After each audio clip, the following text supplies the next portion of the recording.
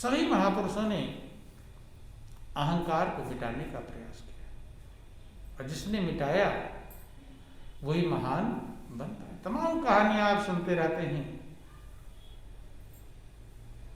गुरु नानक का जिक्र आता है, बाला मर्दाना उनके बहुत प्रिय शिष्य थे। किसके? गुरु नानक के। बाला मर्दाना बहुत परम प्रिय शिष्य थे, गवैया थे, गायक कलाकार थे, अच्छा गीत गाते थे, गाते बजाते सारी योग्यता उनके पास मौजूद थी। इसलिए गुरु नानक के साथ साथ रहते थे। जहां वो सत्संग प्रचार प्रसार के ज्यादा थे, जहां भजन कीर्तन के ज्यादा थे, तो बाला मर्दाना दोनों साथ जाया करते थे। बोलो वृंदावन बिहारी लाल की। प्रिय भी थे, योग्य थे।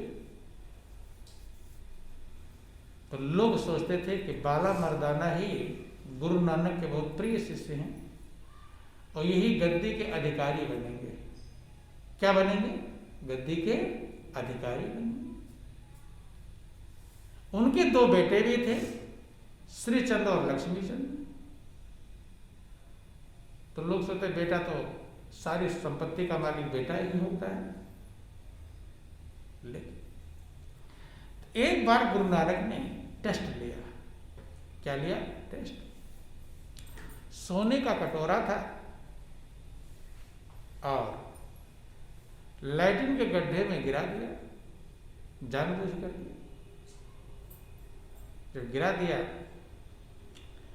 तो अपने दोनों बेटों को बुलाते हैं, श्री चंद और लक्ष्मी चंद।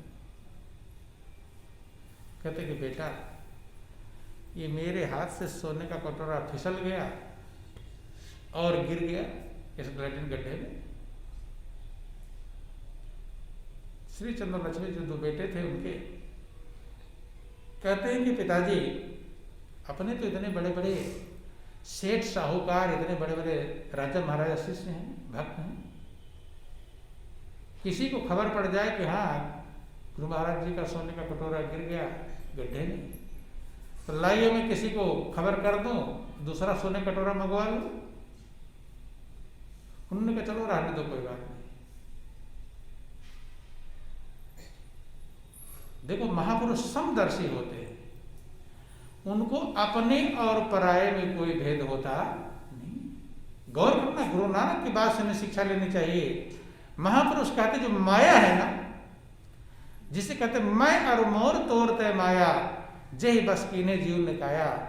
तो महापुरुष मैं और मेरा से, तू और तेरा से ऊपर उठ चुके होते हैं। उनके अपने सगे बेटे थे श्री चंद और लक्ष्मी चंद, लेकिन उन्होंने कहा चलो रहने दो, कोई बात नहीं, गिर गया गिर गया, चले गए। फिर बाला मर्दाना को बुलाया, जो परम प्रिय शिष्य थे, मशहूर थे, गायक कलाकार थे, योग्य थे, योग्यताएं थी, सत्संग भजन भी सुनाते थे। उनको बुलाया, कहते कि बेटे, इस सोने का कटोरा हाथ से फिसल गया और गिर गया लैट्रिन गड्ढे में। वो तक कहते गुरु महाराज जी, देख कटोरे की चिंता क्यों कर रहे हैं? आप क्यों चिंता कर रहे हैं? कितने कटोरे चाहिए? हाँ भी जाते हैं, लेकर के आते हैं। सत्संग भजन हो रहा है कहीं भी, जिसको ये चर्चा मिलेगी उसने कटोरा दे देगा। तो ध्यान देना, बाला मर्दाना ने जब ऐसे जवाब दिया तो उन्होंने कहा चलो कोई बात नहीं, छोड़ो, गिर गया गिर गया। फिर ध्यान देना, उनके यहाँ रसोईया था जो खाना पीना बनाता था। तो इसलिए महापुरुष कहते छोटा बने जो सो हरि पावे, छोटी सोई निकाले कांटा, तोप खड़ी रह जावे, छोटी चिड़िया उड़े गगन में सबका जी ललचावे, छोटा सा एक नाम राम का भव सागर ले जावे, छोटा बने जो सो हरि पावे। बोलो वृंदावन बिहारी लाल की।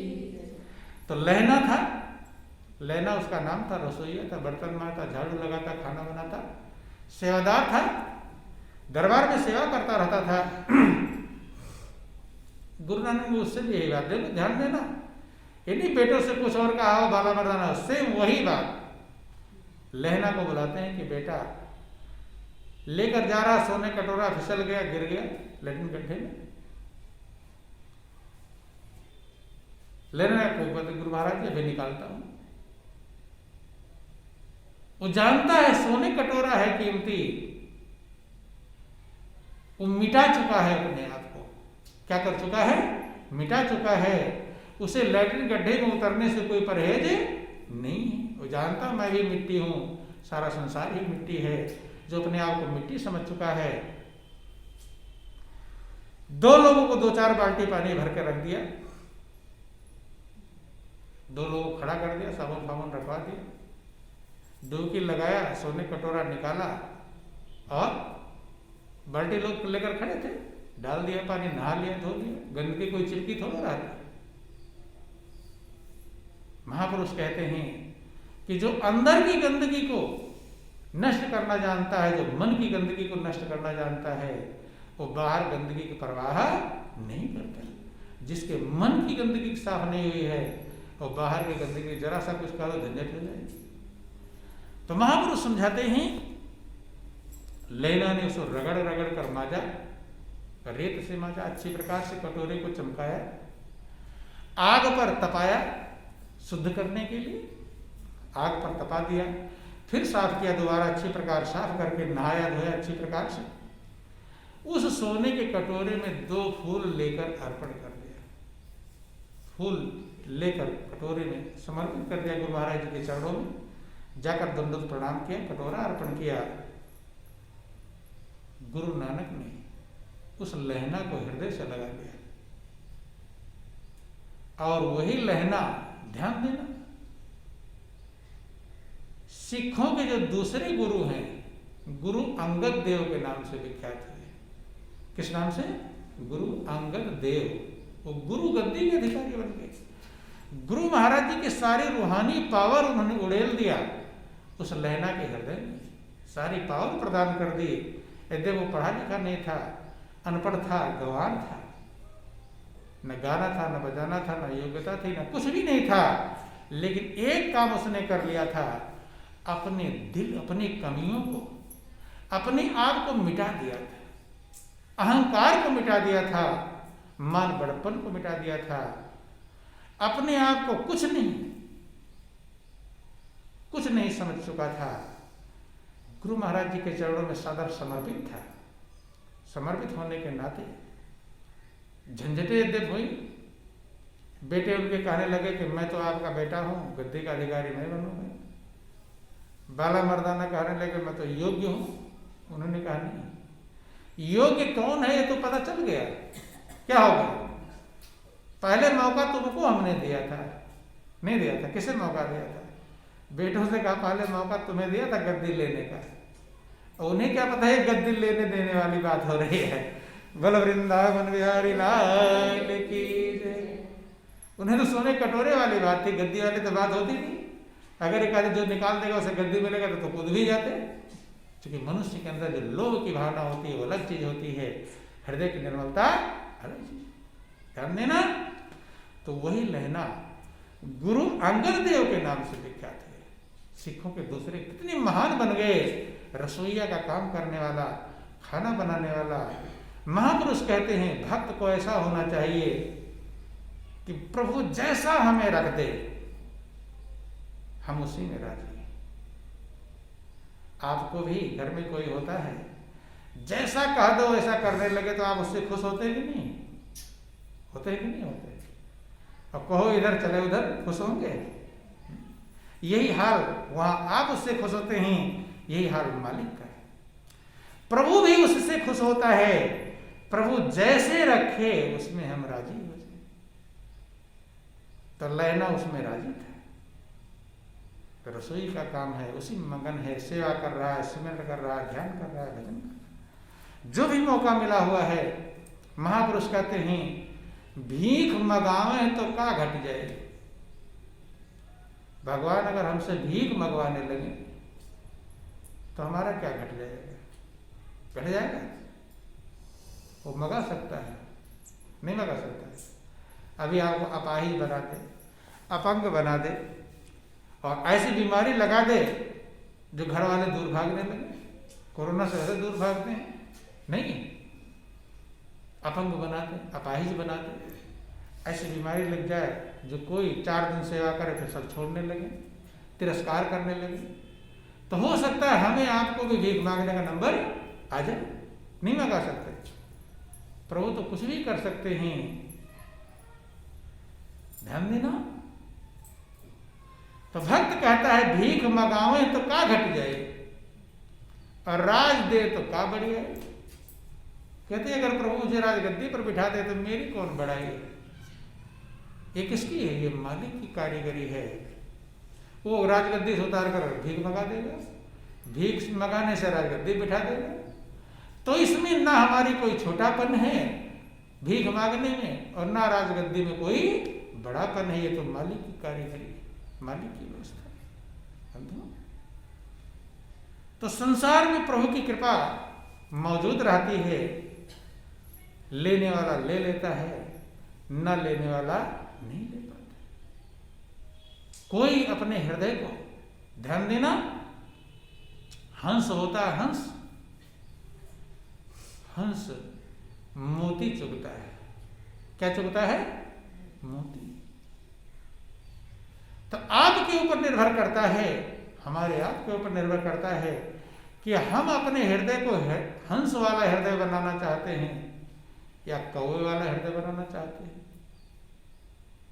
हंस तो मोती चुनता है और कौवा क्या करता है? चोंच मारता है। किस पर? घाव पे। क्या है? घाव पे क्या करता है? घाव हुआ है और उसी पर चोंच मारता है, अर्थात दुख पहले से है और दुख देता है।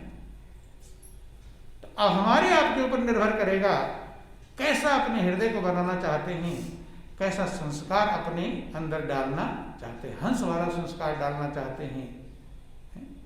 उसी तालाब में बगुला भी रहता, हंस भी रहती। हंसा तो मोती चुगे और बगुला मछली खाए। बगुले की निगाह मछली पर है, दूसरे को दुख देने पर है। कौवे की निगाह है कहाँ मांस पड़ा हुआ है, कहाँ किसका कौवा चोंच मारता है। तो ध्यान देना, ये हमारे ऊपर निर्भर। प्रभु ने मौका सभी को दिया है। आप हंस बन सको तो हंस बनो और कौवा बन सको तो कौवा। मालिक ने मौका सभी को दिया। जैसा आप अपने हृदय को बनाएंगे वही आपकी कीमत है, वैसा ही बनने का प्रयास करना चाहिए। मोती बने चुगेंगे, आनंद मग्न होंगे।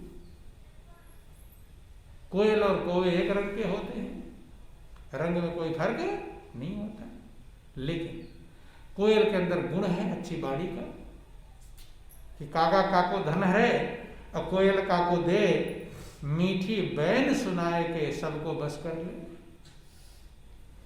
तो अब ये हमारे ऊपर निर्भर कैसा बनना चाहते हैं आप। मालिक ने मौका, कृपा, दया सभी के ऊपर दिया है और ये तभी होगा, वही सही बन पाया जो अपने आप को कमियों का भंडार समझा, गलतियों का पुतला समझा, जो समझा कि मेरा अवगुण भरो है शरीर, कहो जी कैसे तारो। कबीर का ये पद है कि काशी के हम बासी कहिए मेरा नाम कबीर है। बंधु ध्यान देना, वो कहते मेरो अवगुण भरो है शरीर। कबीर कितने महान थे, इतने महान होते हुए और क्या कहते हैं कि मेरो अवगुण भरो है शरीर, प्रभु जी कैसे तारो। इतना सरेंडर कर दिया है, अब थोड़ी मोड़ी कमियां भी होगी तो पार हो जाएंगी। लेकिन जो कहेगा कि मैं सही हूं, ये भूल है। मनुष्य गलतियों का पुतला है, कमियों का पुतला है। तो दूसरे की कमियों को छोड़कर अपनी कमियों को देखने का प्रयास करें। देखते जरूर हैं, कमियां देखने की दृष्टि है हमारे अंदर, सबके अंदर कमियां देखने की दृष्टि है, लेकिन वो दृष्टि है दूसरे की कमी देखने की। वो दृष्टि को पलट लेना, इसलिए वाम मार्ग कहते हैं, सीधा उल्टा। जिधर जा रहे हो सीधा उलट जाओ, हो जाएगा सही, वही सही रास्ता है। दूसरे कमियां देखने की आदत है, उलट जाओ, विचार प्रवृत्तियों को उलट लो, अपनी कमियों को देखने लगो। दुनिया की याद आती है, उलट लो, प्रभु की याद करने लगो। माया में मन लगा हुआ है, उसे उलट करके प्रभु में। इसीलिए वाल्मीकि ने अपनी चित्तवृत्तियों को उलट लिया था। क्या कर लिया था? उलट लिया था और नाम का सहारा पकड़ लिया था। ब्रह्म के समान हो गए कि उल्टा नाम जपत जग जाना, अब वाल्मीकि भय ब्रह्म समाना। उल्टा उलट गए, जिधर जा रहे थे सीधा उलट गए। उल्टी दिशा में जा रहे हो, जाना है पूरब और पश्चिम जा रहे हो, वहां से सीधा उलट जाओ, फिर पूरब जाने लगो, मंजिल मिल जाएगी। तो यही कीमत है जो हमने सीखा है। इसलिए महापुरुष कहते हैं कि ये जो ज्ञान है, ये जो संस्कार है, ये आप ही का साथी है। इसे न कोई छीन पाएगा, न लूट पाएगा, न चुरा पाएगा। और ये संस्कार दुनिया से सीधा उल्टा है। उल्टा चलकर मंजिल मिलेगी, सीधा तो नदी का बहाव में तो सब बहे जा रहे हैं। मछली उल्टी चढ़ती है, सोचती है कहां से मिठास आ रही है। उल्टा चढ़ती है मछली, पानी की धार इधर बह रही है, मछली उल्टा चलती है। उसका लक्ष्य है कि जब पानी हमारा जीवन, जल ही जीवन है, तो जहां से आ रहा होगा वहां कितना कीमती होगा, उधर जा रही है। तो दुनिया में रहने वाले लोग, दुनिया को अच्छा समझने वाले लोग, दुनिया की चीजों को अपना बनाने वाले लोग ये नहीं विचार कर पाते कि जब दुनिया इतनी अच्छी है तो दुनिया जहां से आई होगी वहां कितना अच्छा होगा, उधर चला जाओ। तो भक्त यही समझता है कि जहां से दुनिया आई है वो आनंद का भंडार है, शांति का स्रोत है और सुखों का मूल है। इसलिए दुनिया में नहीं लगता, दुनिया के स्रोत को ढूंढता है। क्या ढूंढता है? स्रोत को। स्रोत मालिक है, उद्गम मालिक है।